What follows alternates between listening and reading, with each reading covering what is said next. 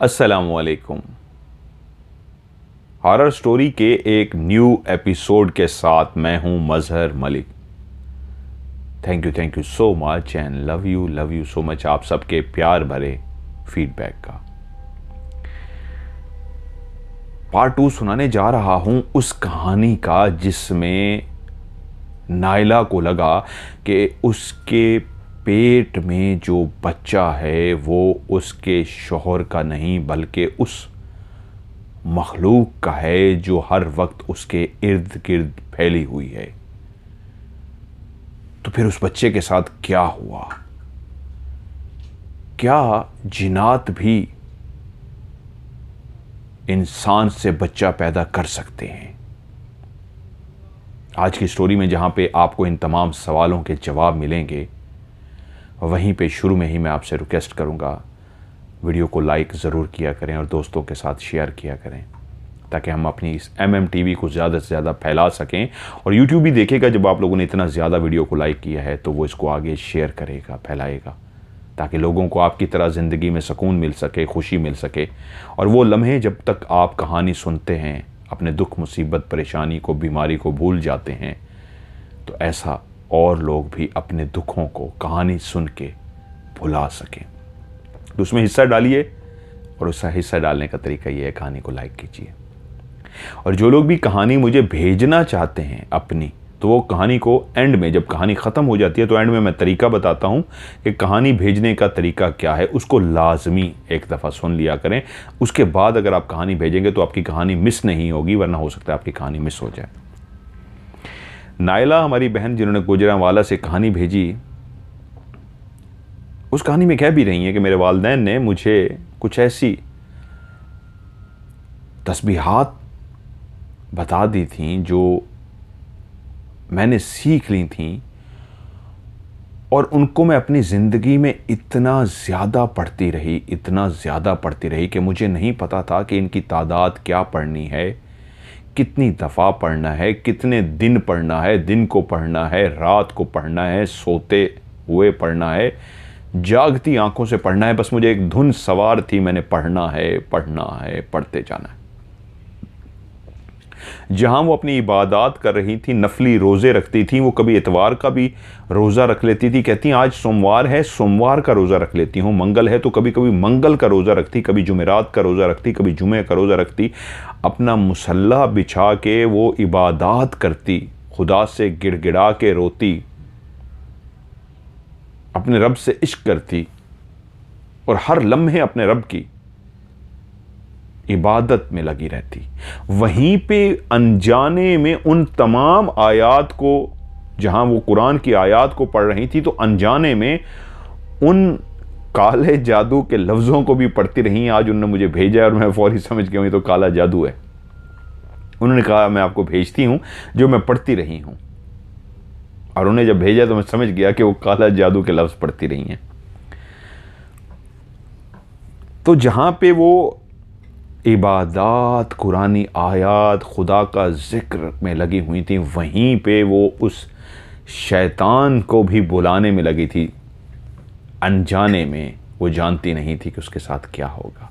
तो वाक़यात सुनेंगे तो आपको अंदाज़ा हो जाएगा फिर उसकी ज़िंदगी में क्या हुआ। जहाँ बेइंतहा फ़ायदे हुए, वहाँ नुकसानात क्या क्या हुए। वक्त से पहले बहुत कुछ पता लग रहा था, तो वहीं पे नुकसान क्या क्या हो रहा था। वो कहती हैं,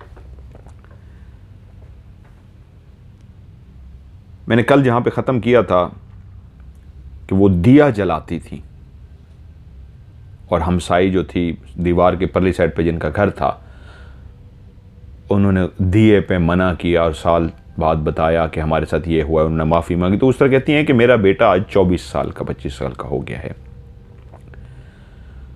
तो उस वक्त मेरा बेटा तकरीबन कोई 25 दिन का था, पैदा हुआ। मैं अपने घर में थी, रात का अंधेरा फैल चुका था, हर तरफ खामोशी हो गई थी, और वही खामोशी जो सबको एहसास दिलाती है कि ए इंसान अब तू सो जा, रात का अंधेरा तेरे लिए बनाया गया है। अपनी आंखों को बंद कर, खुदा ने एक चादर फैलाई है, अंधेरे की चादर तेरे लिए, कि तेरी आंखें अब बंद हो जाएं। सोचा, और जैसे ही सूरज की किरणें बाहर निकलती हैं तो खुदा का हुक्म, ऐ इंसान जाग, ये तेरे लिए मैंने रोशनी पैदा कर दी, तेरे लिए दिन का आगाज हुआ जाता है। अब हर तरफ अंधेरा ही अंधेरा था, रात हो चुकी थी, सब सो रहे थे।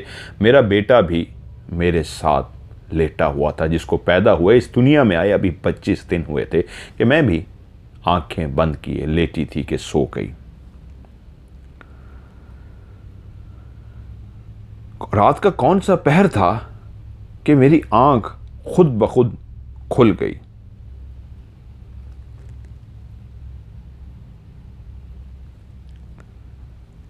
मेरी आंख क्यों खुली है? रात का टाइम है, अभी बच्चा जागा तो नहीं है, उसके दूध का टाइम होने वाला है, रात को उसको दूध पिलाना होता है, लेकिन मैं जाग क्यों गई हूं? शायद माँ थी, माँ बच्चा बगल में लेटा हो, बेचैन सी होती है और जाग जाती है, शायद इसलिए जाग गई थी। लेकिन तभी एहसास हुआ कमरे में एक हैबत सी फैली है, कमरे में एक खौफ सा है, अनजाना सा खौफ। ये कैसा खौफ है कि तभी वो कहती हैं, मेरी निगाह सामने की तरफ गई तो मैं एकदम से ना सिर्फ चौंक गई बल्कि मेरे पूरे वजूद के अंदर रोंगटे खड़े हो गए। मैंने देखा मेरी पांव वाली साइड पे जो दीवार है, उस दीवार की तरफ मेरी निगाहें खुद ब खुद रुक सी गईं कि क्या हुआ है इस दीवार को। ये तो बिल्कुल क्लियर है, लेकिन इस दीवार से मुझे खौफ क्यों महसूस हो रहा है, हैबत सी क्यों महसूस हो रही है। कि तभी मैंने देखा दीवार के अंदर से एक ढांचा, इंसान का ढांचा, जिसके जिस्म पे कोई भी जिल्द नहीं थी, स्किन नहीं थी, वो सिर्फ हड्डियों का ढांचा था। जैसे इंसान मर जाता है और उसकी कब्र से सिर्फ खाली हड्डियां निकलती हैं, खोपड़ी, खाली आंखें और खाली खोपड़ी सी। कई दफ़ा निगाहों से गुजरी होगी, एक इंसान की खोपड़ी कहीं पे सजा के रखी होती है, लेकिन वो तो खोपड़ी पूरे वजूद के साथ थी, बाजू भी थे, लेकिन उन बाजू की जहाँ पे सिर्फ हड्डियाँ होती हैं, सिर्फ हड्डियाँ, हाथों के बीच में जो हड्डियाँ होती हैं वही हड्डियाँ थी। एक बिल्कुल क्लियर ढांचा था, जैसे अभी अभी कब्र से उठ के आ गया हो। उसका सीना बिल्कुल जिस तरह सीने पे हड्डियाँ थी, पूरी सीने पे हड्डियाँ मौजूद थी, लेकिन अंदर से सब कुछ खाली था, क्योंकि वो ढांचा था। और वो ढांचा दीवार को क्रॉस करके दीवार के अंदर से बाहर आया था। मेरे पांव वाली साइड पे वो दीवार को क्रॉस करने के बाद दीवार के आर पार होता हुआ बिल्कुल मेरे पांव वाली साइड पे आके खड़ा हो गया। मैं उस दीवार को देख रही थी कि मेरी आंखों के सामने ये सारा मंजर हुआ, और जब मेरे सामने आके खड़ा हो गया तो मैं हक्का बक्का रह गई कि ये क्या चीज़ है। ये तो एक ढांचा है, जो हड्डियों का ढांचा है, जो मुर्दा कब्रों से मैंने कभी देखे थे इस तरह के ढांचे निकलते हैं, लेकिन वो ढांचा ना सिर्फ सामने आके खड़ा हो गया बल्कि टिक टिकी बांधे मुझे देखना शुरू हो गया। आंखें तो उसकी थी नहीं, लेकिन उसके मुंह का रुख इस अंदाज में था कि जैसे वो अपनी गर्दन को हिला भी पा रहा हो। बाकायदा वो चलता हुआ आया था, वो हड्डियां जैसे उसके हाथ थे, बाजू थे, टांगे थी, लेकिन सिर्फ खाली हड्डियां सफ़ेद थी। वो बाकायदा चलती हुई आई थी, और वही खोपड़ी जो उसके सर पर रखी थी उसने नीचे यूं की जैसे मुझे लेटी हुई नायला को देख रहा हो। और तभी मैंने देखा कि उसने वही अपनी खोपड़ी के नीचे मुंह को खोला, और जब उसने मुंह को खोला तो उसके अंदर दांत वगैरह नहीं थे, लेकिन जो नीचे वाला हिस्सा था जब खुला बकायदा मुंह की तरह कटक कटक कटक की आवाज आई। वो हड्डियां जब खुल रही थी तो एक कटक कटक की ऐसे आवाज आ रही थी, लेकिन उसी वक्त मुझे ऐसा महसूस हुआ इसका मुंह खोलना ऐसे है जैसे ये मुस्कुरा रहा हो।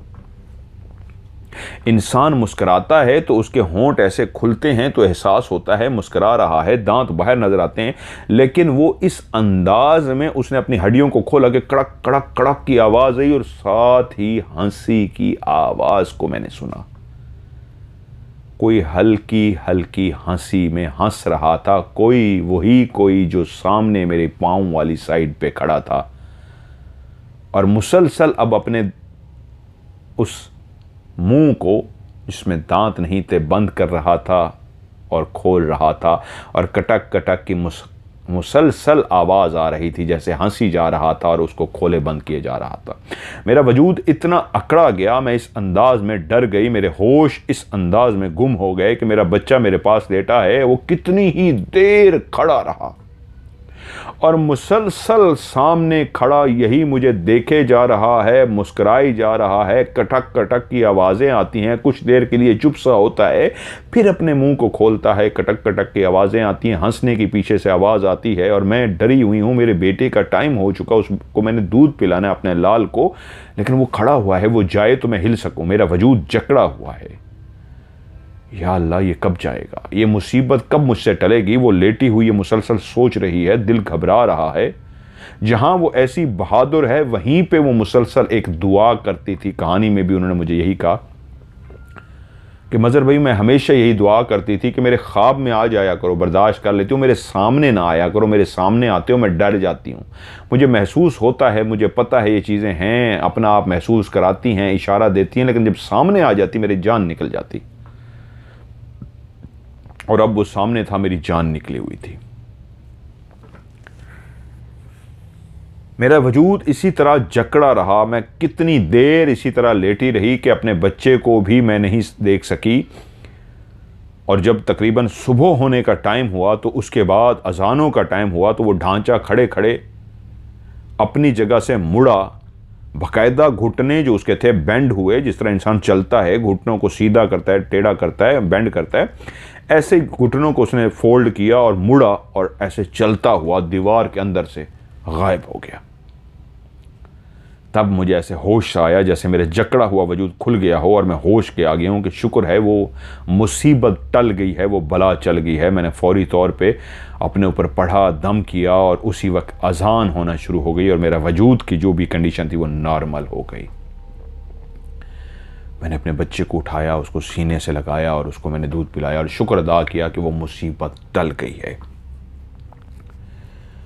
इसी तरह वो कहती हैं वाक़यात, जिस तरह मैंने पहले भी कल आपको कहे थे कि कहानी आगे पीछे उन्होंने वाक़यात कई मकान चेंज किए और उनका एज ऐसी हो चुकी है हमारी बहन नैला की कि वो कहती हैं मैं वाक़यात भूल जाती हूँ। रात को याद आते हैं, जब फैमिली सारी मेरे साथ होती है तो उस वक्त तो मैं आपको भेज नहीं सकती। दिन को जब आपको भेजने का वक्त आता है तो वाक़यात मुझे भूल जाते हैं, मदर भी माफ़ कीजिएगा, तो आगे पीछे वो वाक़यात सुना देती हैं। तो इसलिए ज़हन में रखिएगा, कोई वाक़या बहुत पुराना होगा, कोई वाक़या बहुत नया होगा। वो कहती है मैं हर 15 दिन के बाद या 20 महीने बाद मैं चावल या कुछ मीठा पका के हर जुमेरात को खीर पकाती थी, ज़्यादा खीर या 5 किलो चावल पका के मैं बांट देती थी। मेरे बाप ने मुझे कहा था बेटा जो भी मांगने आए ना, बच्चा या कोई भी, वो जितनी दफ़ा भी मांगने आए उसको इनकार नहीं करना। और कोई बच्चा मुझसे जितनी दफ़ा भी मांगने आ जाता, मुझे पता था 3 दफ़ा पहले भी लेके आया, चौथी दफ़ा फिर आती मैं फिर उसको दे देती। मैं हर जुमेरात को 15 दिन बाद या ज़्यादा कोशिश करती 15 दिन बाद, कभी कभी हो जाता महीना बाद, मैं चावल जो थी या खीर बना के मैं मोहल्ले में बांट देती थी। लेकिन एक दफ़ा ऐसा हुआ कि मुझे बुखार हो गया, टाइफाइड बुखार शदीद, और वो बुखार ऐसा होता है कि काफ़ी दिनों के लिए आपको बेड रेस्ट पे जाना पड़ता है, आप कुछ भी नहीं कर सकते, क्योंकि मैं 2 दफ़ा इस बुखार से गुजर चुका हूँ। वो कहती है मुझे बुखार था और ये बुध का दिन था और सुबह का टाइम था और मैं अपने बिस्तर पर लेटी हुई थी। जिस कमरे में मैं लेटी हुई थी उसके दरवाजे के बिल्कुल सामने दूसरा कमरा था। ये दोनों कमरे आमने सामने बने हुए थे और सामने वाले कमरा भी मुझे अपना क्लियर नजर आ रहा था। अब मेरा बुखार काफ़ी हद तक बेहतर हो गया था। वो जो शदीद किस्म की मेरी बुखार की सूरत हाल थी वो काफ़ी बेहतर हो गई थी। अब इस तरह के था कि मैं उठ सकती थी, खड़े हो सकती थी, थोड़ा सा काम वगैरह भी कर सकती थी। एक्सट्रीम जो लेवल होता है बुखार का, शिद्दत जो होती है, उसमें कमी आ गई थी।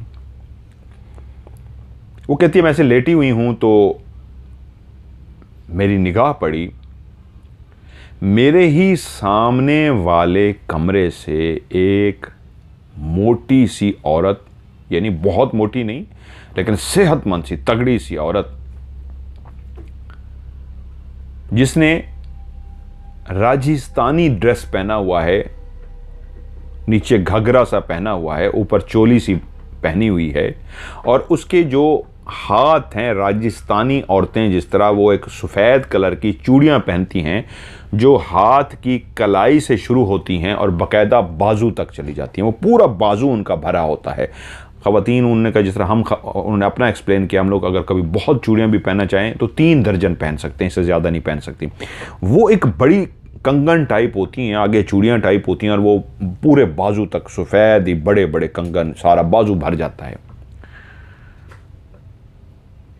और उसने एक वर्ड यूज़ किया, मैं उसके लिए उन्हीं का ही वर्ड यूज़ करता हूँ, मुझे तो वो उसका सही नहीं आता, उसको क्या बोलते हैं, कि उसने दोनों जो हाथ थे इसमें 5 उंगलियां जो हैं, अंगूठा और 4 उंगलियां के अंदर एक अंगूठियां इस तरह की पहनी जाती हैं जिसके पीछे चेन होती है, और वो जो चेन होती है हाथ के पीछे, जिस तरह मैंने ये राखी बांधी हुई है, इसी राखी की तरह की एक चेन या कंगन होता है, उसके साथ वो सारी चेनें जुड़ी होती हैं। उसको पंजा कहते हैं, पजंग, 5 उसको उन्होंने पचंग कहा है, पजंग कहा है, मुझे वो लफ्ज़ नहीं पता, लेकिन आपको समझ आ गई होगी। यानी 4 उंगलियों में और अंगूठी में भी, अंगूठे में भी अंगूठियाँ होती हैं, 5 में अंगूठियाँ, और उनके पीछे चेन जा रही है, पीछे जो जुड़ा हुआ कंगन है उसके साथ वो चेनें जाके उस कंगन के साथ अटैच हो जाती हैं। सोने की मोटी मोटी बड़ी बड़ी उसने दोनों हाथों में उसी तरह की अंगूठियाँ पहनी हुई हैं, और पीछे जाके वो उसके कंगन से अटैच हो रही हैं। पूरे बाजू जो हैं उसके वो चूड़ियों से भरे हुए हैं, और मेरी उसकी पाँव के ऊपर निगाह पड़ी है तो सेम उसने पाँव के अंदर भी अंगूठियां पहनी हुई हैं सोने की, और वो भी इसी तरह पीछे एक चेन जा रही है उसके पाजेब के साथ। उसने पाँव में पाजेब पहनी हुई है, और जो पाँव के अंदर अंगूठियां हैं उनके पीछे भी इसी तरह हाथ की तरह चेनें हैं जो पाजेब से जाके मिल रही हैं।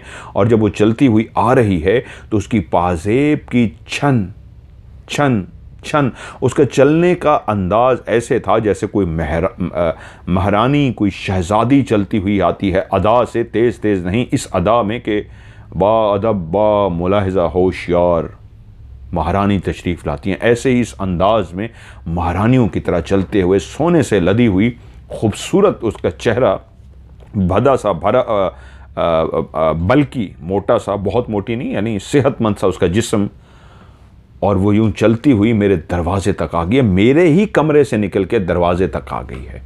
उस वक्त मैं ऊपर वाले पोर्शन में रहती थी, और दरवाजे में जब मैं उसको देख रही हूं तो मैं एकदम से उसको देख के चौंक सी गई हूं कि ये औरत कौन है जो सोने से भरी हुई है, बहुत ही खूबसूरत, बहुत ही ऐसा जिस्म जो अट्रैक्शन है उसके जिस्म के अंदर, और ऐसे जैसे वाकई कोई शहजादी हो। और मुझे आके वो पंजाबी में बोली है, उसका लफ्ज़ था, है नहीं शुमैलिए, है नहीं शुमैलिए कि तूने आज चावल नहीं पकाए, लंगर नहीं बनाया। और वो मुझे कह रही है,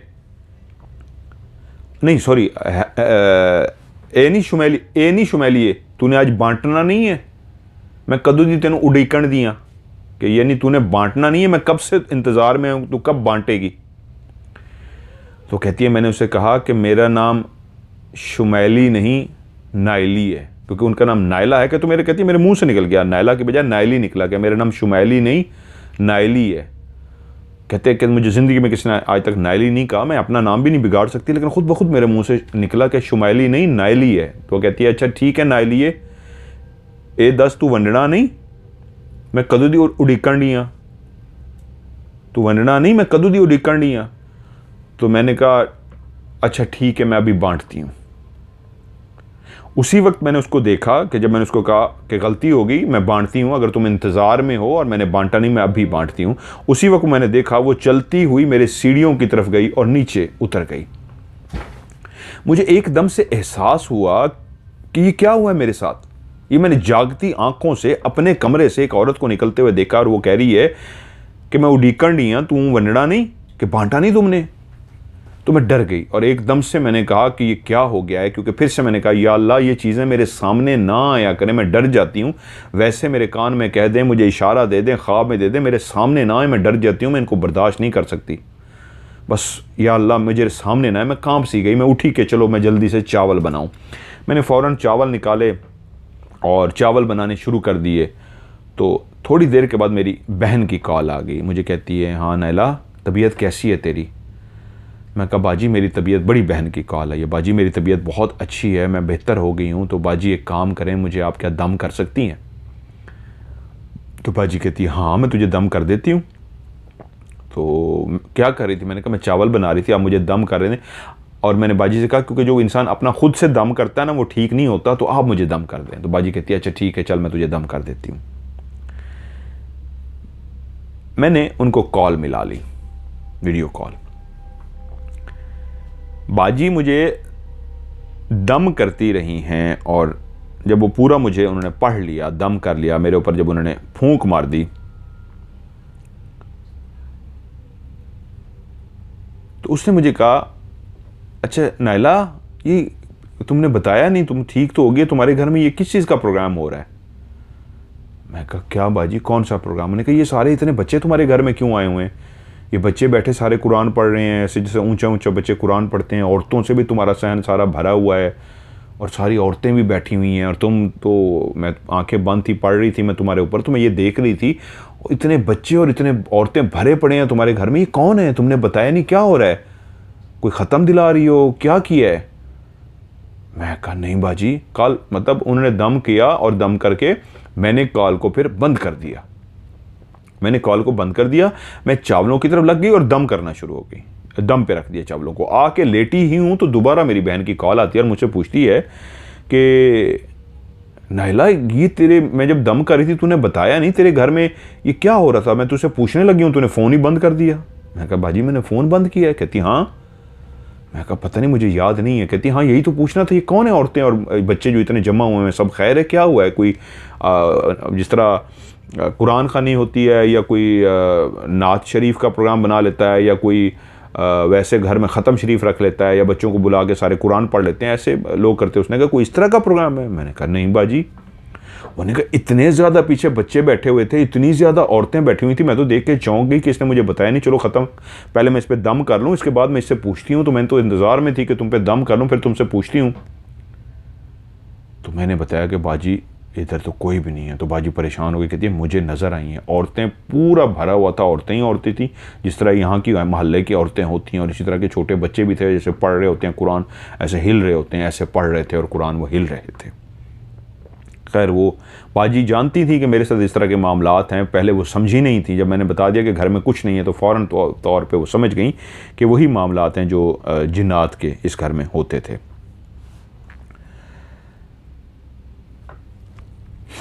अब वो कहती हैं मेरे वालिद साहब ने बचपन में बहुत सारी, क्योंकि आपको याद हो, मुझे जो याद पड़ता है इनकी, मैंने पहले भी कहानियाँ सुनाई हैं, वालिद साहब बाहर से कुछ कलाम लेके आते तो वो शायद याद नहीं कर सकते थे, लेकिन ये दोनों बहनें याद कर लेती थी। उन्होंने वो आज कलाम भेजा है जो मैंने आपको कहा है, वो काला है।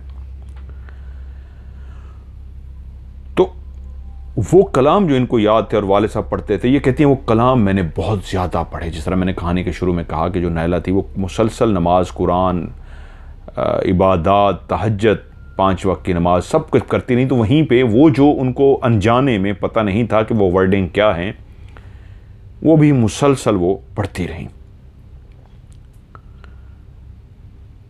और वो उन्होंने जान के नहीं पढ़ी, वो एक अनजाने में, जिस तरह ना समझी में इंसान पढ़ता है, इसी तरह वो ना समझी में भी वो सारा कुछ विर्द करती रहीं। कितना पढ़ती रहीं, लगातार पढ़ती रहीं।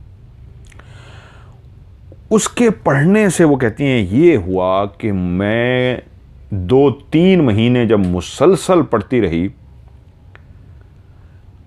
तो मेरे कानों में इस तरह की आवाज़ें आना शुरू हो गई, जैसे हम मोबाइल पे बात करते हैं और कोई आपको दूसरी तरफ से बोलता है और आपके कान में आवाज़ आती है, तो ऐसे ही मेरे कान में मुसलसल आवाज़ें आना शुरू हो गई।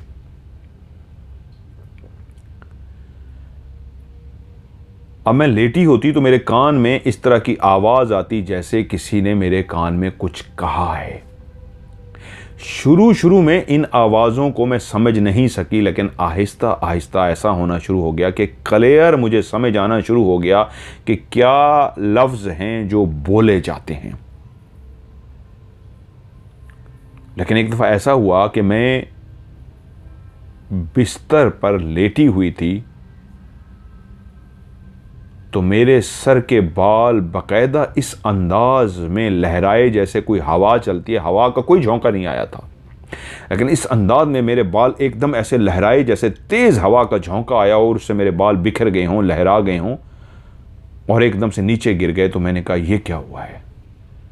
मैं उठी और मैंने परांदा कस के बालों को बांध दिया कि मैं परांदा बांध के रखूंगी। अब मेरे बाल उड़ाना शुरू हो गए क्योंकि मैं चाहती थी ये फिजिकली मेरे सामने ना आए, मुझे डराएं मत।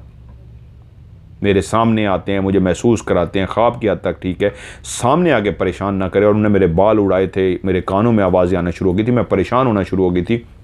मैंने परांदा बांध लिया, लेकिन परांदा जो कस के इस तरह बांधा जाता है कि यानी बालों को पीछे फोल्ड करके पीछे परांदा, जिस तरह गुत जिसको कहते हैं, गुत की तरह होती है परांदा, उसमें भी मेरे बाल लहरा गए। और मैं हैरान इस बात पे थी कि बंधा हुआ है परांदा, मेरे बाल कस के बांधे हुए हैं, फिर भी दोबारा से एक झोंका आया और मेरे पूरे बाल लहराए। और मैं दिल में डर जाती थी कि नहीं, मुझे खुदा का वास्ता है डराओ मत। लेकिन वहीं पे मेरे कानों में जो आवाज़ें आ रही थीं वो वक्त से पहले आगाही थी, क्या होने वाला है वो मुझे बता दिया जाता। आज तुम्हारे और तुम्हारे शौहर की लड़ाई होगी, ये एक जुमला मेरे कान में बोला जाता। और उसी शाम मेरे शौहर की, मैं अपनी तरफ से पहली दिन देखने के लिए क्या वाकई ऐसा होता है, मेरे कान में एक जुमला आया है और उसी शाम मेरे शौहर आए और आके मेरे ऊपर चीखना शुरू हो गया, हमारी लड़ाई होगी। मैं चुप रही क्योंकि इस तजर्बे को करने के लिए एक दफ़ा फिर जब मेरे कान में ये जुमला कहा गया कि आज शौहर तुम पे चीखेंगे, तुमसे लड़ेंगे, तो मैं फैसला कर चुकी थी आज मैंने लड़ाई नहीं करनी, आज मैंने चुप रहना है। मैं तो पहले भी लड़ाई नहीं करती थी, लेकिन मैंने फैसला कर लिया चाहे कुछ भी हो, जवाब नहीं देना, मैंने खामोश रहना है। और मैंने ऐसा ही किया, शौहर को कोई जवाब नहीं दिया, बिल्कुल खामोश रही। लेकिन जो कान में जुमला सुनाई गया था, मेरी हज़ार कोशिश के बावजूद कि लड़ाई ना हो, फिर भी वैसा हुआ। तुम्हारा बच्चा आज गिर जाएगा, उसको चोट लग जाएगी। ये आवाज़ मेरे कान में आई तो मैं अपने बच्चे की देखभाल करना शुरू हो गई कि मेरा बच्चा आज गिर जाएगा, इसको चोट लग जाएगी। बारहा बचाने के बावजूद मेरा बच्चा गिरा और उसको चोट लग गई। अब मुसलसल इस तरह की आवाज़ें मेरे कानों में आनी शुरू हो गई थी। और मैंने जब उन आवाज़ों को महसूस कर लिया कि वक्त से पहले मुझे बताया जा रहा है, उसका मैंने पॉजिटिव इस्तेमाल भी किया। क्योंकि मैं जब पढ़ पे, कहती हैं ये पहली दफ़ा मज़हर भाई आपको राज बता रही हूँ, मैंने आज तक किसी को नहीं बताया कि जब कोई बीमार होता था, किसी के साथ कोई मसला होता था, किसी के साथ कोई प्रॉब्लम होता था, तो मैं पढ़ के उसके ऊपर दम कर देती थी, वो ठीक हो जाता था।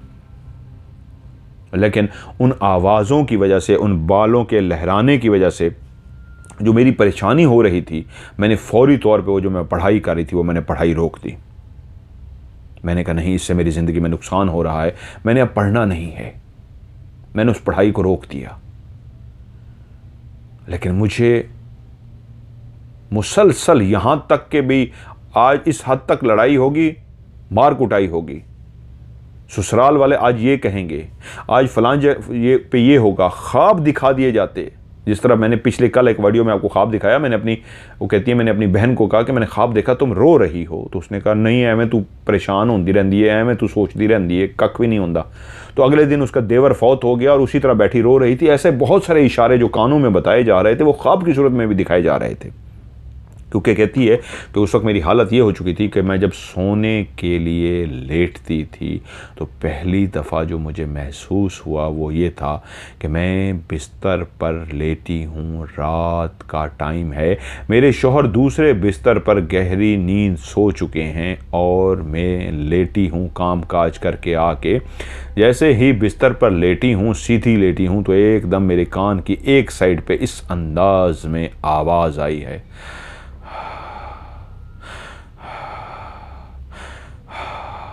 ये तो सांस लेने की क्लियर आवाज़ थी, जो कोई तेज़ तेज़ सांस ले रहा था। मैंने एकदम गर्दन मोड़ के उस तरफ देखा तो मेरे बिल्कुल सीधी साइड पे कोई लेटा था जिसको वजूद को मैं देख नहीं पा रही थी, लेकिन उसकी गरम गरम सांसों को ना सिर्फ मैं सुन पा रही थी बल्कि उसकी गर्म सांसें ऐसा महसूस होता था जैसे मेरे वजूद से टकरा रही हों। आप किसी की तरफ करवट लेके सोए हों और तेज़ तेज़ सांस लें तो आपकी गर्म सांसें टकराती हैं उससे, तो उसकी गर्म सांसें मेरे वजूद से टकरा रही थी और वो इसी तरह गर्म गर्म सांसें ले रहा था।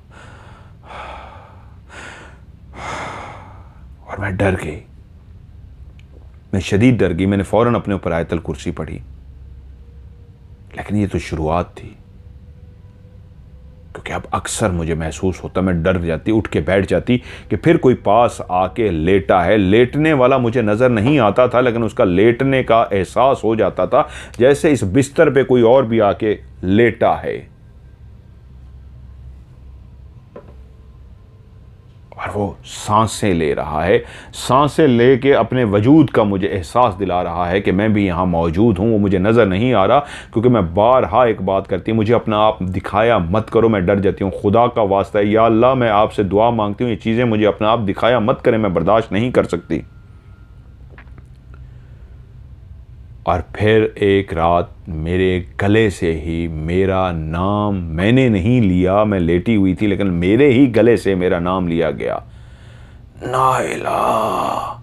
इस अंदाज में उन्होंने कहता नाम इस तरह निकाल के दिखाई आवाज़ के, बाकायदा मेरा इस तरह नाम लिया गया जो मैं नहीं ले रही थी। मैं तो गर्म सांसों को सुन रही थी जो मेरे करीब लेट के कोई सांसें ले रहा था, तो मेरे गले में से आवाज़ आई, नाइला। आप खुद सोचिए, आपके ही गले में से आवाज़ आए और कोई साथ लेटा सांसें ले रहा हो, आपकी क्या हालत होगी। और उसी लम्हे मेरे बाल फिर से लहराए, वो बाल जो मैंने कस के बांधे हुए थे कि लहराए ना, वो बाल मेरे फिर से लहराए जब मेरे गले में से आवाज़ आई, नाइला। मेरे बाल लहराए और यह मुसलसल हो रहा था मेरी उन पढ़ाइयों की वजह से, सांसों की आवाज़ का, किसी का लेटना, मेरे गले से आवाज़ आना, किसी की सांसों को महसूस करना, कानों में क्लियर कोई कुछ बता रहा था वक्त से पहले, ये होगा ये होगा ये होगा। लेकिन वहीं पे एक रात मेरी ज़िंदगी में वो कुछ हुआ जिसने मुझे हिला के रख दिया। और जितना मैंने उस रात रो रो के गिड़गिड़ा के दुआएं मांगी, शायद ज़िंदगी में इतना मैं गिड़गिड़ा के कभी नहीं रोई थी। वो कहती हैं कि मैं रात को अपने बिस्तर पे सोई, अब आदी हो चुकी थी, कई दफ़ा सांसों को महसूस कर चुकी थी, अब तो ज़िंदगी का हिस्सा सा बनती जा रही थी कि कोई लेटता है, गले में बोलता है, सिर्फ नाइला थोड़ा कहा जाता था, गले में कुछ से कुछ बोला जाता था। कि उस रात मैं अपने बिस्तर पे सोई और जब मैं सुबह उठी तो मेरे बाल आपस में जुड़ चुके थे। उसके लिए उन्होंने एक लफ्ज़ यूज़ किया है, पंजाबी में उन्होंने जड़ावा लफ्ज़ यूज़ किया है, जड़ावा। पंजाबी में सारी स्टोरी उन्होंने मुझे वॉइस में से रिकॉर्ड करके भेजा है। तो जुड़े हुए बाल, जिस तरह यहाँ पे आप देखते हैं मुख्तलिफ़ कंट्रीज़ के अंदर, स्पेशली काले जो होते हैं, वो उन्होंने अपने बालों को इस तरह बना रखा होता है जैसे कभी उन्होंने उनको अलग ही नहीं किया। वो आपस में ऐसे लट्ठें बन जाती हैं और जुड़े हुए होते हैं, आपस में इस तरह जुड़े होते हैं कि उनको आप अलग करना चाहें तो आप शायद अलग नहीं होगी। या कभी आप देखते होंगे कि कोई पीर फ़कीर या कोई पागल सा, कोई इस तरह का जो दीवाना सा होता है, जो रोडों पे रहता है, सारी ज़िंदगी नहाता नहीं, उसके बाल आपस में जुड़ जाते हैं ना नहाने से, धोने के ना धोने की वजह से। और कुछ साधु इस तरह के होते हैं कि उनके बाल भी जुड़ जाते हैं और हमेशा जुड़े रहते हैं। आप उनको खोल नहीं सकते, अलग नहीं कर सकते, हाँ आप उनको काट सकते हैं। अब आपको समझ आ गया होगा, जिस तरह मैंने आपको बताया, कुछ काले लोग जान के इस तरह के अपने बाल जोड़ लेते हैं और कुछ लोगों के, पीर फ़कीर के या रोड पे इस तरह पड़े हुए लोगों के बाल जुड़े होते हैं, आपस में अलग नहीं होते। मैं जब कहती है सो के उठी हूँ तो मेरे सर के 3 इस तरह की जुड़ चुके थे कि अब 3 हिस्से हो गए थे बालों के, जड़ावा हो गए थे, जुड़ गए थे आपस में, 3 हिस्से बन गए थे। काले तो बनाते हैं, उनके तो छोटे छोटे हिस्से बनाते हैं ना बालों के, उनके तो 50-60 लट्ठें बन जाती हैं या 20-30 लट्ठें बना लेते हैं। गुत्थ पीछे से एक बनती है, वो मेरे सर के ही टोटल 3 हिस्से, एक इस साइड को बन गया, एक इस साइड को बन गई और एक पीछे को बन गया, और इस तरह जुड़ गए आपस में। मैं परेशान हो गई, ये कैसे मेरे बाल आपस में जुड़ गए हैं।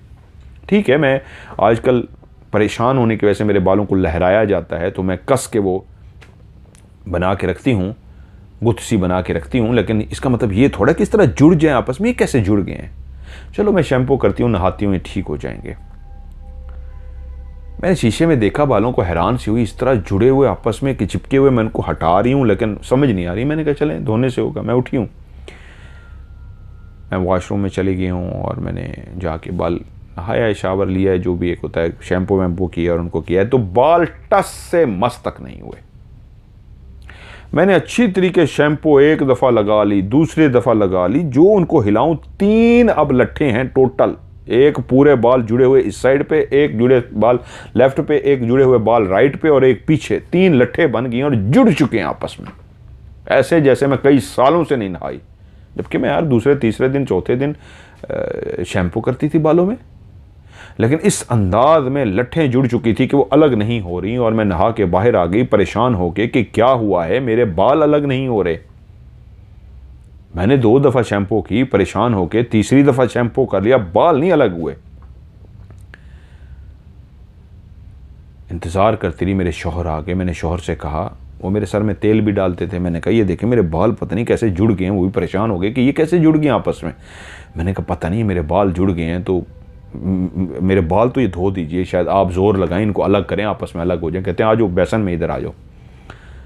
तो बाहर जो बेसन लगा होता है उसमें मैंने सर आगे किया, तो मेरे शौहर ने शैम्पू डाली, उनको गीला किया, अलग कर रहे हैं। कोशिश कर कर कर के थक गए हैं, मेरे बाल अलग नहीं हो रहे।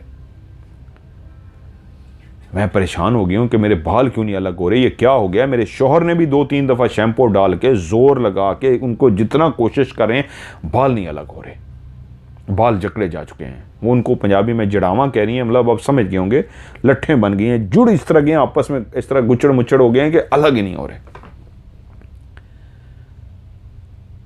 तो मैंने उसी तरह ही फिर सर पे दुपट्टा लिया, ससुराल की तरफ जाना था। शौहर ने कहा चलो वो देखते हैं इनको, चलो फिलहाल उधर चलते हैं ससुराल की तरफ। वैसे ही उस दिन हमने जाना था। अब पूरी कोशिश कर चुके, बाल अलग नहीं हुए, तो हम जब उधर पहुंचे तो वहीं बातों बातों में मेरे शौहर ने अपनी अम्मी अबू से कहा, सास ससुर से, कि ये देखें इनके पता नहीं क्या हुआ है, नायला के बाल जुड़ गए। उन्होंने कहा दिखाएं। मैंने अपनी सास को दुपट्टा उतार के दिखाया तो उन्होंने कहा ये क्या हुआ है, ये तो जुड़े हुए हैं। मैंने कहा हाँ आपको पता है मैं 2-3 दिन के बाद शैम्पू कर लेती हूँ, लेकिन ये इस तरह जुड़ गए हैं, अब अलग होने का नाम ही नहीं ले रहे। वो भी परेशान हो गई। तो उस वक्त ना मेरा देवर आ गया। मैंने दुपट्टा फिर सर पे ले लिया, तो उसकी माँ बोली अपने बेटे से कि देख नायला के ना बाल इस तरह जुड़ गए हैं, तू ज़रा ज़ोर तो लगा के अलग कर दे। वो बॉडी बिल्डर था, जिम करता था।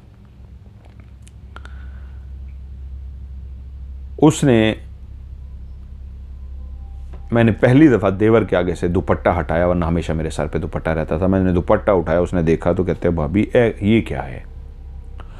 उसने पूरा, वो बॉडी बिल्डर बहुत सेहतमंद लड़का, उसने पूरा जोर लगा के वो बालों को अलग कर रहा है। इतनी जोर लग रहा है कि मैं उसके मुंह से आवाज़ें सुनी, इतनी जोर लगा रहा है, क्योंकि वो एक बॉडी बिल्डर है और उसको एक अपनी बेइज्जती महसूस हो रही है कि तू इतना बॉडी बिल्डर के बाल अलग नहीं कर पा रहा, जोर लगा इनको अलग कर दे।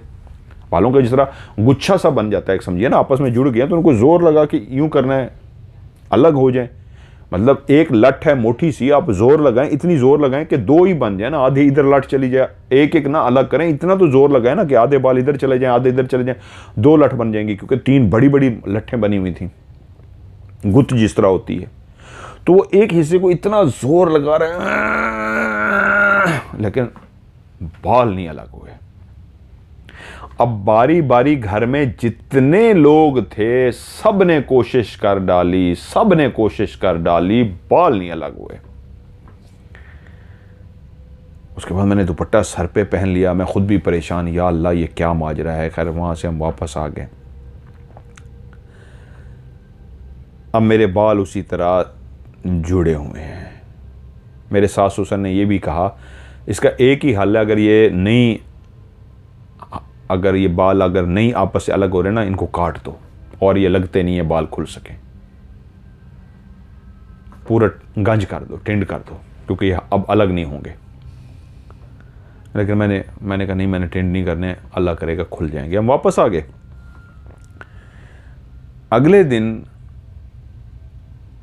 शाम के टाइम मेरे ससुर की कॉल आई मेरे शौहर को। वो कहते हैं हमने जी यूट्यूब पे देखा है और सारा पता किया है कि जिसके बाल इस तरीके जुड़ जाते हैं, ये बहुत नहुसत की अलामत होती है, इसमें बहुत ज़्यादा नुकसान हो जाता होता है। तो ऐसे बालों को काटना भी नहीं चाहिए। ऐसे ही जो बंदी हो जिसके बाल, बंदा या बंदी जिसके बाल इस तरह जुड़ जाएं, उसको फौरी तौर पे उन्होंने 2 नाम लिए। एक कहा डोले शाह पीर और दूसरा कांवा वाली सरकार।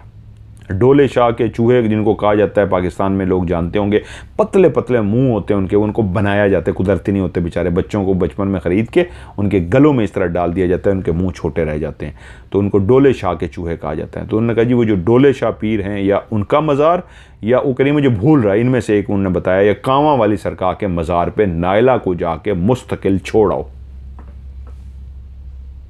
मेरे शौहर कहते हैं क्या मतलब? उन्होंने कहा जी हमने चेक किया है, जिसके बाल इस तरह जुड़ जाएं खुद ब खुद और ना खुलें, ये बहुत बड़ी नहुसत की और बहुत बड़े नुकसान होने की अलामत होती है कि इससे पहले खुदा ना करे घर में कोई नुकसान हो जाए, नायला को हमेशा के लिए वहीं पे छोड़ आओ। जिसके भी बाल इस तरह जुड़ जाते होते हैं उसका तरीका ये होता है, उसको उस दरबार पर छोड़ाते होते हैं, फिर वो बंदी या बंदा सारी ज़िंदगी उसी दरबार पर रहता है। आप उससे अंदाज़ा लगाइए कि वो रात मेरे लिए क़यामत की रात थी कि मैं, अब उन्होंने कहा काटने नहीं है इन बालों को, हमने जो कह रहे हैं यूट्यूब पे देखा है, काटने नहीं होते इन बालों को, वो भी नुकसान होता है काटने से, वो तो हम गलती से कह के काटने। इस बंदी या बंदे को फौरी तौर पे कहते हैं हमेशा के लिए दरबार पे छोड़ो, इसका यही हल है, वरना बहुत नुकसान हो जाएगा किसी ना किसी का। और वो रात मैंने रोते गिड़गिड़ाते गुजार दी कि या अल्लाह ये कौन सा मेरा इम्तिहान है कि ये अब फैसला कर रहे हैं कि मुझे सारी ज़िंदगी के लिए दरबार पे छोड़ आएंगे। वो तेरी बंदी जो सारी ज़िंदगी तेरी इबादत करती रही है, तुझसे मांगती रही है, तेरे आगे रोती रही है, रोटी के टुकड़े सूखे होते थे, खाने को नहीं देते थे, सूखी रोटी को पानी में डबो डबो के माँ बनने वाली होती थी, रोटी नहीं देते थे ये ससुराल वाले, और माँ बनने वाली होती थी। जहाँ पे औरत को ज़्यादा खाने पीने की ज़रूरत होती है, तो वहाँ पे सूखी रोटी को लेके पानी में डबो डबो के उसको गीला करके वो इस काबिल हो जाती, पापड़ बनी हुई रोटी, जो 4 दिन पुरानी पापड़ बनी रोटी होती थी, उसको इतना पानी में डबो के गीला करती कि उसको पेट भरती थी, मट्टी खाती थी भूख से, कुछ नहीं खाने को दिया, टुकड़े भी नहीं मिले रोटी के सूखे हुए, तो मुल्तानी मट्टी जिस तरह होती है, वो कहते हैं मैं मट्टी खा के अपने पेट को भर लेती थी कि मुझे भूख न लगे। जिसने तुझसे फिर भी या अल्लाह गिला नहीं किया, जैसे जैसे इम्तिहान देखे फिर भी गिला नहीं किया, तेरी ज़ात के लिए जितना मेरी हिम्मत थी वो सब किया। आज ये मेरे ऊपर वक्त आ गया है कि ये मुझे डोले शाह के मज़ार पे छोड़ने जा रहे हैं सारी ज़िंदगी के लिए। वो औरत जिसने सर से कभी दुपट्टा नहीं उतारा, वो औरत जिसने हमेशा नज़रें नीचे करके रखी हैं, हमेशा बापर्दा रही है, आज वो दरबारों पर धक्के खाएगी। सुन के मैं लरज़ गई, और जितना उस रात में रोई कोई सोच भी नहीं सकता। रोते रोते मेरी हिचकियां बंद गईं और मैं सो गई अपने बिस्तर पे।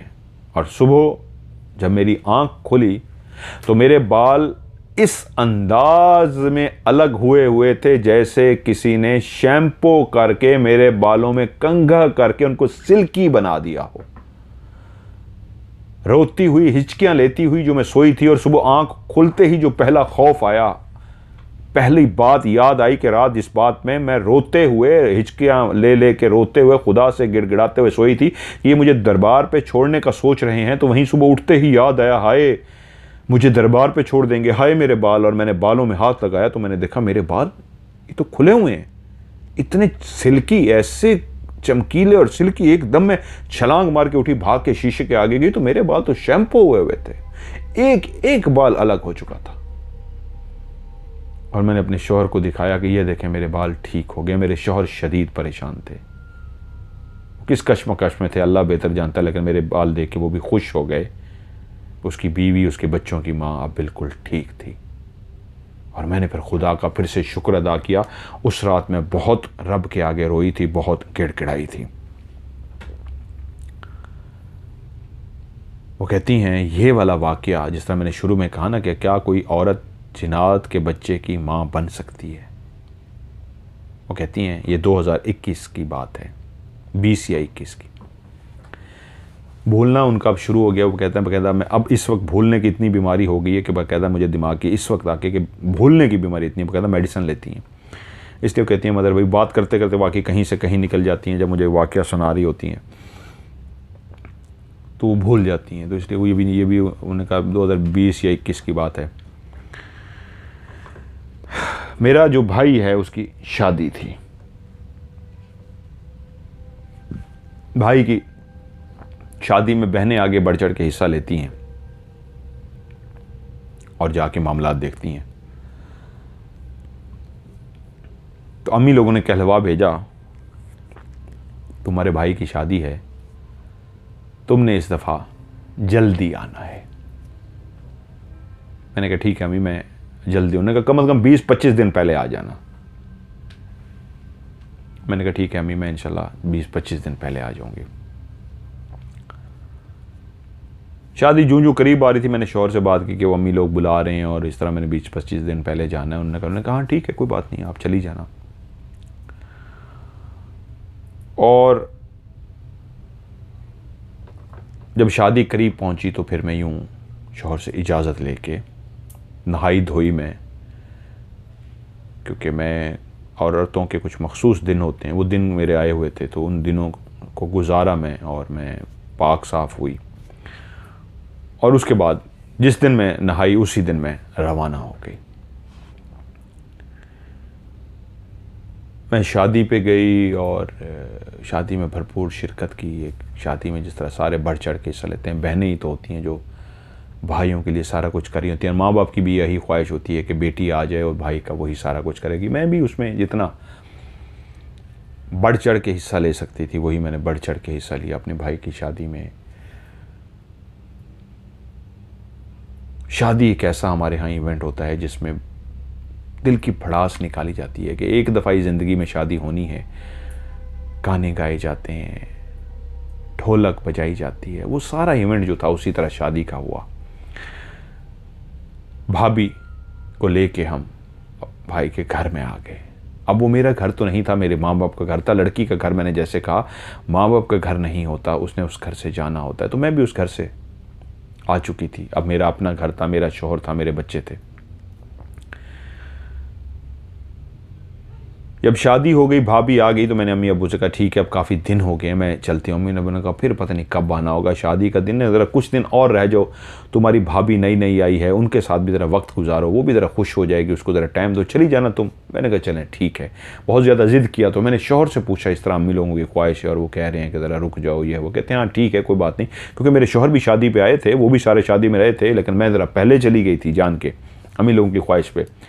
तो जब शादी गुजर गई तो शौहर और मैं तैयारी के मूड में थे, तो उन्होंने फिर से शौहर से रिक्वेस्ट कर दी कि इसको ज़रा नायला को रोक दें, ज़रा आप भी रुक जाएं। तो उन्होंने कहा चला मैं चला जाता हूँ, मेरे तो काम का हर जाए, तो नायला अभी कुछ दिन रह ले। शौहर मेरे चले गए और मैं फिर देखभाल में और भाभी की ख्याल रखने में और टाइम गुजारने में मैं इसी तरह लगी रही। तकरीबन कोई यूँ समझिए 1 महीने से ऊपर टाइम मुझे गुजर गया। 1 महीना 5 दिन के बाद मैंने माँ बाप से इजाज़त ली और मैं इजाज़त लेके अपने घर आई। लेकिन मैं जैसे ही अपने घर पहुँची तो उसी दिन आते ही मेरा दिल अजीब सा हो रहा था। मुझे मतली आ रही थी, एक अजीब सी मतली आ रही थी। मुझे लग रहा था ऐसे खड़े हुए जैसे मुझे उल्टी सी आ रही है, मेरी तबीयत ख़राब हो रही है। मैं भागते हुए गई और मैंने जाके ऐसे उल्टी करने की कोशिश की। अब मेरी ऐसी अजीब सी कैफियत हो रही थी कि पता नहीं कोई मैं बीमार हूं या मुझे क्या हुआ है, ये मुझे क्या हो रहा है कि कभी मतली आ रही है, दिल ख़राब आ रहा है, चक्कर आ रहे हैं, कि अजीब सी एक सूरत हाल हो रही थी। मुझे कुछ समझ ना आए ये क्या हो रहा है। जब 2-3 दिन मेरी तबीयत मुसलसल इसी तरह की ख़राब रही तो मुझे कुछ समझ ना आया। तो फिर मैंने यही कहा कि जो डॉक्टर हैं मैं उनको चेक ही कराऊं कि क्यों हो रहा है, मेरी इस तरह मतली है और इस तरह मेरी तबीयत अजीब सी बेचैनी हो रही है, सारा कुछ हो रहा है, ऐसी कंडीशन है। तो मैं डॉक्टर के पास गई, उससे दवाई लेके आ गई। उन्होंने मुझे दवाई दे दी, मैंने 2 दिन दवाई खाई और दवाई के बाद मुझे जब फिर आराम ना आया तो उस डॉक्टर ने मुझे कहा कि अगर आपको दवाई से आराम ना आए तो जो आपकी कैफियत है ना, आप उधर चेक करा लीजिएगा। वो ख़वातीन का जो एक हॉस्पिटल होता है। उस वक्त मुझे समझ नहीं आई थी उन्होंने क्यों कहा। और जब 2 दिन गुजर गए और मेरी तबीयत ठीक नहीं हुई तो उस डॉक्टर ने कहा था वो ख़वातीन वाला जो हॉस्पिटल है ना, वहाँ आप चेक कराइएगा। मैं वहाँ चली गई और मैंने उनको सारी कंडीशन बताई कि ये दवाइयाँ हैं मैं खा रही हूँ, और उन्होंने आपका कहा था, तो उन्होंने मेरा टेस्ट वगैरह किया तो चेक करके बताया कि आप माँ बनने वाली हैं और आपके पेट में कोई 15-20 दिन का बच्चा है। ये खबर मेरे लिए एक खौफनाक खबर थी कि एकदम से जैसे दज की आवाज़ आती है, धमाका सा होता है। मैं वहाँ से तो आ गई, लेकिन मेरे दिल को ये हो रहा था कि मैं जब शादी से पहले, औरत को सब कुछ पता होता है कि इसको मैं सेंसर करके बोलूँगा, आप लोग समझ जाएंगे, क्योंकि मैंने कहा ना बहुत सारे लोग इस तरह होते हैं, कि मैं जब अपने घर से इजाज़त लेके शादी से 25 दिन पहले गई थी यहाँ से, कि हम ही लोगों ने बुलाया था, तो उस दिन मैं उन कंडीशंस में थी कि मैंने जिस दिन जाना था उसी दिन ही मैं पाक हुई थी, उस हालत से, उस कंडीशन थे, और मैं नहा धो के चली गई थी, कोई हमारा रिलेशन नहीं था। मैंने इतना टाइम वहाँ पे शादी पे गुजारा और अपने वहाँ पे रही, तो जब मैं वापस आ गई तो मैं मां बनने वाली कहाँ से हूँ? इस पूरे ड्यूरेशन में हम मियां बीवी तो आपस में करीब ही नहीं गए, और जब मैं गई थी तब भी कोई ऐसा सीन नहीं था। मैं जिस दिन नहा के साफ हुई थी, पाक साफ हुई थी, मैं चली गई थी। तो ये कैसे हो गया? मुझे अच्छी तरीके याद था और मेरे शौहर को भी ये सब कुछ अच्छी तरीके याद था। और जब मुझे पता लगा तो मेरे दिल में खौफ, ना सिर्फ खौफ आया, बल्कि मैं कहा इसको कहीं गलती तो नहीं होगी डॉक्टरों में बताने में, ऐसा हो नहीं सकता, ये नामुमकिन है। मैं दूसरी जगह पे गई और दूसरी जगह पे जाके इसको जब चेक कराया तो सेम, उनको बताया कुछ भी नहीं कि जी ऐसे से चेक करवाना, मेरा ऐसे देखें क्या है। उन्होंने चेक किया, उन्होंने सेम जो पहले वालों ने बताया था, सेम उन्होंने बताया कि इतने दिनों का तुम्हारे पेट में बच्चा है। तो मैं घर आई तो मेरा दिल में हौल उठे। मुझे नहीं याद मेरे साथ क्या हुआ, मुझे नहीं पता मेरे साथ क्या हुआ, क्योंकि मैं तो हमेशा एक दुआ मांगती थी कि ये जो मखलूक भी मेरे सामने आती है, मैं कहता था ज़ाहिरी हालत में मेरे सामने मत आया करो, मैं डर जाती हूँ, मैं खौफज़दा हो जाती हूँ। ख्वाब में आ जाया करो, कान में इशारे देते हो वो भी मैं बर्दाश्त कर लेती हूँ, लेकिन कोई पास लेके सांस लेता है तो वो मुझसे बर्दाश्त नहीं होता। लेकिन अब मेरे पेट में बच्चा था, ये मेरे शौहर का तो नहीं था, और मैं खुदा की वो बंदी थी जो हर नफली रोज़ों के साथ साथ वैसे रोज़े रख लेती थी। बापर्दा खातून थी, हयादार खातून थी, वो जो अपने देवर के सामने भी सर पे दुपट्टा लेके जाती थी और हमेशा अपने चेहरे को भी हिफाजत करती थी। और वो एक ऐसी जो रातों को तहज्जुद पढ़ती थी, उसके लिए तो ये एक हैरान कौन बात थी कि ये क्या हो गया, मेरे पेट में किसका बच्चा है, मेरे शौहर का तो नहीं है, जबकि मैं इस तरह की, अल्लाह न करे, कोई औरत नहीं थी। मेरे दिल को हौल उठने शुरू हो गए, और अगर कोई मेरे पास लेट के सांसें लेता था तो उसके वजूद को मैंने किसी भी इस तरह महसूस नहीं किया था कि उसके बीच में, मेरे बीच में ताल्लुक बना है। फिर ये क्या था? उठते बैठते मेरे दिल को कुछ हो, मैं इतना वो हो गई कि या अल्लाह ये क्या है, या अल्लाह मैं किस मुसीबत में गिरफ्तार हो गया हूँ, या अल्लाह ये क्या है। मैं अपने अल्लाह ताला से बार बार दुआ मांगूं, लेकिन वो अभी इतना टाइम नहीं हुआ था कि वो ज़िंदगी वजूद में आ जाए, क्योंकि इसका एक टाइम पीरियड होता है, 2 महीने होते हैं या 2.5 महीने होते हैं, उसके बाद बाकायदा कहते हैं मुश्किल हो जाता है, उससे पहले बहुत आसान होता है। और जब सोच के मेरा दिमाग फटने वाला हो गया तो फिर मैंने फैसला किया कि नहीं, ये जो भी है, ये मैं तो सुन के मुझे हौल उठते हैं, ये कौन है, ये मेरे पेट में बच्चा है तो ये कौन है, ये इंसान का बच्चा तो नहीं है, और मेरे किसी जिन्नात से भी ताल्लुकात नहीं थे, तो फिर ये पेट में कहाँ से आया। मैं फौरी तौर पे गई और मैंने उस बच्चे को ख़त्म करा दिया, पूछा तक भी नहीं, क्योंकि अभी वो बना भी नहीं था, वो इतनी डेज में जो होता है कम होता है, वो ख़त्म कर दिया गया। लेकिन मैं कितने दिन सहमी रही।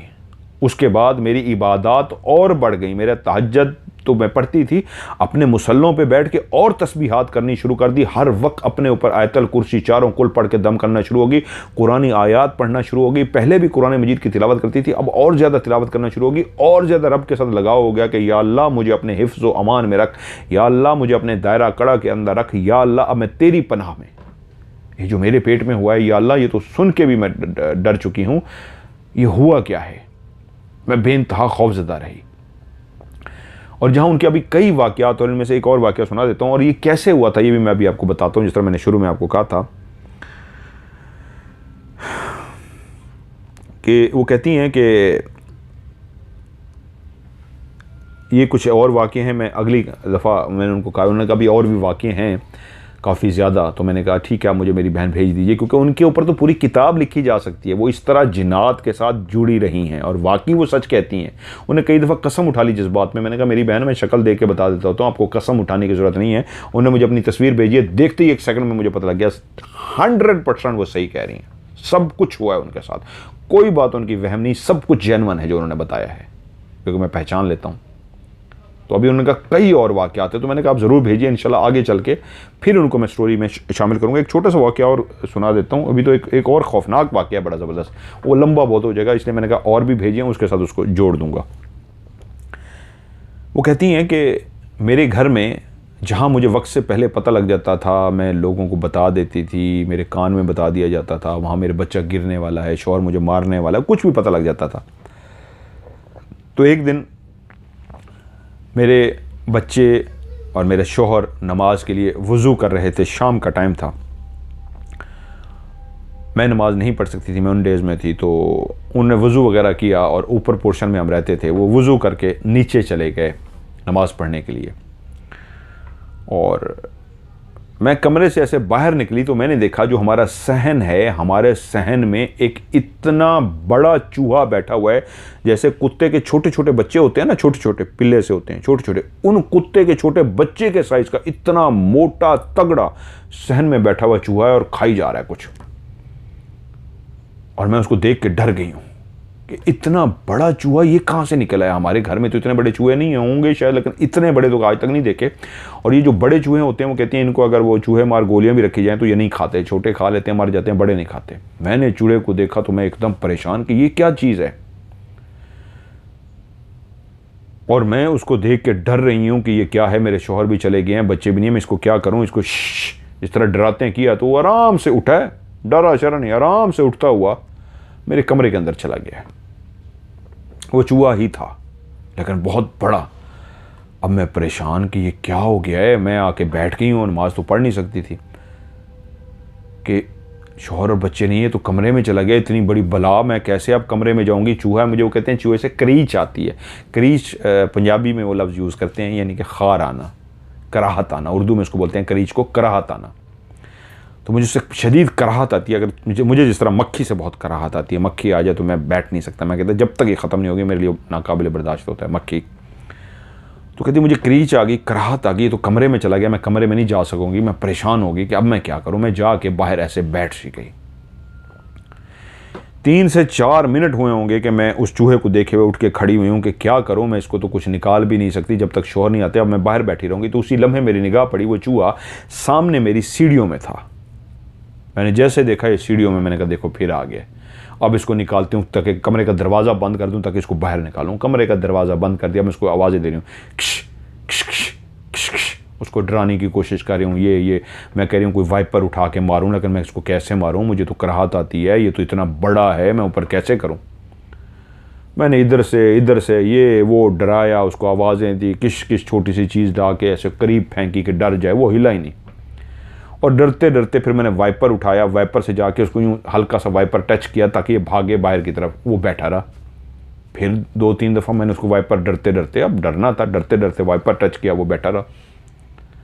वो जब बैठा रहा और कुछ नहीं हो रहा, मुझे शक पड़ा कि क्या हुआ है इसको। और मैंने जब 2-3 दफ़ा करीब जाके ऐसे उसको हिलाया कि उठ, पता लगा वो मर चुका है।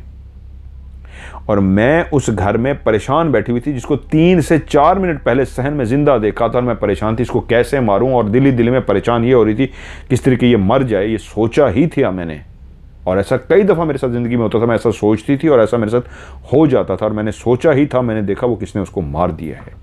और जो कमरे में गया था, कोई उसको कमरे से उठा के सहन में लाया था, सीढ़ी में लाया था, और उसने उसको सीढ़ी में मार दिया था। अब वो मर चुका था। मेरे शौहर है, कहते हैं ये कैसे मरा है। मैंने कहा पता नहीं, बस मैं तो देखा है, कमरे में था और मैंने देखा ये खुद ब खुद मरा पड़ा है। कह रहे हैं इतनी बड़ी बला, ये मर कैसे गई खुद ब खुद। मैंने कहा मुझे नहीं पता, ताकि मैं जान चुकी थी कि वो जो हैं उनको पता लग गया है कि मुझे इससे कराहत आती है और मैं इसकी वजह से बेचैन हूँ। उन्होंने इसको मार दिया है। वाक़यात और भी हैं कि इनके जकड़े जाने का जो वाक़या है वो आगे सुनाऊँगा जब वो वाक़यात और भी भेज देंगी। अब जो इनके साथ क्या हुआ, अभी क्योंकि इंटरेस्ट ख़त्म ना हो, इनके बहुत से और खौफनाक वाक़यात हैं जो सुनाने वाले मज़ेदार हैं। इनके ऊपर एक किताब लिखी जा सकती है हमारी बहन नैला पे। तो मैं मुख्तसर बताता हूँ, इसको तफसील से आगे बताऊँगा। असल में ये दो चीज़ें कर रही थी, एक तरफ अल्लाह की इबादत कर रही थी, एक तरफ वज़ाइफ कर रही थी, कुरान मजीद पढ़ रही थी, नेक आयात पढ़ रही थी, यानी नेक कह रहा हूँ सॉरी, कुरानी आयात पढ़ रही थी, वज़ाइफ पढ़ रही थी, और एक तरफ वो जादू की आयात पढ़ रही थी जो शैतान को बुला रही थी। तो अब इनके साथ दो चीज़ें हो रही थी, जहाँ पे शैतान भी इनकी ज़िंदगी में था तो वहीं पे नेक जिन्नात भी इनकी ज़िंदगी में थे। नेक भी इनके साथ जिन्नात अटैच थे और शैतान भी इनके बारहा बुलाने पे वो इनके साथ अटैच हो गया था। और इंसान खुद अगर शैतान को इस तरह के मंत्र जंतर तंत्र पढ़ के बुला ले तो याद रखिएगा शैतान आ जाता है, फिर वो जो नेक जिन्नात होते हैं ना वो उसको निकाल नहीं सकते, क्योंकि इंसान ने उसको वो तंत्र मंत्र जंतर पढ़ के बुलाया होता है। तो एक ही घर में शयातीन जिन्नात भी रह रहे थे और नेक जिन्नात भी रह रहे थे, इसलिए वक्त से पहले आगाही भी होती थी, इधर नुकसान भी हो रहा था। बालों को कोई जकड़ भी देता था तो कोई बालों को खोल भी देता था। जकड़ने वाला शैतानी था और बालों को खोलने वाला नेक जिन। और बच्चा कैसे हुआ, ये कैसे हुआ, इसको अगली किसके लिए रख देते हैं, थोड़ा ट्विस्ट रहेगा, क्योंकि अगर आज क्लियर कर दिया आगे आपको मज़ा नहीं आएगा। आगे इनकी काफ़ी इस तरह की वाक़यात हैं, तो इंशाल्लाह उसको आगे रख लेते हैं। वाक़यात अगले हफ्ते सुना दूंगा। इनके जो काफ़ी वाक़यात हैं नैला बहन के, वो मुझे भेज रही हैं। तो आज यहीं पे कहानी को ख़त्म करता हूँ। वीडियो को लाइक ज़रूर कीजिएगा, दोस्तों के साथ वीडियो को शेयर भी कीजिएगा। बार बार रिक्वेस्ट करता हूँ, उम्मीद है आप मेरी इस रिक्वेस्ट को ज़रूर फॉलो करेंगे। तो आप लोग भी कहानी भेजना चाहते हैं तो एंड तक ये सुना करें, वो लोग जो कहानी भेजना चाहते हैं। तो इस बार रोज़ कहता हूँ इसलिए कि अगर आप भेजना चाहते हैं तो गलती ना करें। लोग सुनते नहीं हैं और ख़ुद से भेज देते हैं, गलती कर देते हैं, इसलिए उनकी कहानी प्रोग्राम में शामिल नहीं हो सकती। गलती क्या नहीं करनी, आपने एक कहानी लिखी है, रोमन उर्दू में लिखी है या उर्दू में लिखी है, जिस तरह लिखते हैं ना आप AP, आप से SAY, कहना KEHNA, इस तरह लिखते हैं ना, आपसे कहना है HAI, आपसे कहना लिख के भेजते हैं, या उर्दू में कुछ लोग लिख के भेजते हैं। इस पूरे लिखे हुए को एंड पे जाके स्टोरी लिख देते हैं। इस तरह नहीं करना। रोमन में है या इंग्लिश में, उसको पहले भेज दें, स्टोरी नहीं लिखना, उसको पहले भेज दें। जब वो आप सेंड कर लें उसके बाद एक अलग से मैसेज करें, एक और दूसरा मैसेज। उस मैसेज में सिर्फ लफ्ज़ लिखना है STORY। अब ये बहन नायला पढ़ी लिखी शायद नहीं है, लेकिन फिर भी उन्होंने वॉइस में से रिकॉर्ड किया है, एंड पे स्टोरीज लफ्ज़ ज़रूर लिखा है। तो आपने इसको फॉलो करना है, लिखे हुए को पहले सेंड कर लेना है, अलग से एक मैसेज लिखना है और उस पर लिखना है स्टोरी STORY।